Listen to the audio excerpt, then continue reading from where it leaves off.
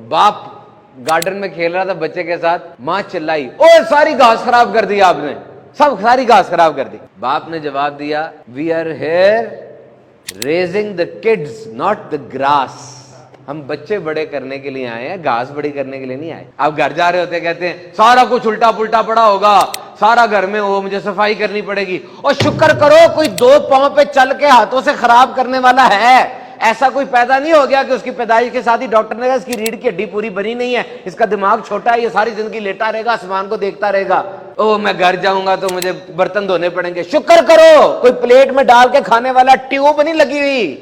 Garden گندا ہوگا, فرش پہ خراشیں پڑیں گی.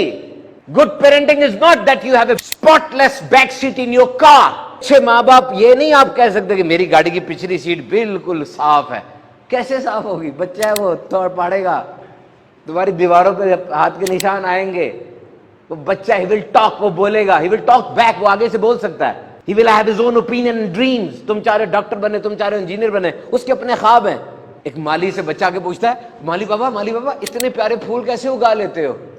کہتا میں تو نہیں اگاتا, میں تو بس پھول کی راہ میں رکاوٹ کو ہٹا دیتا ہوں. میں نہیں پھول اگاتا, بس جو رکاوٹ آ رہی ہوتی ہے نا میں اس کو ہٹا دیتا ہوں, پھول خود ہی اگ جاتے ہیں. ہائے ہائے.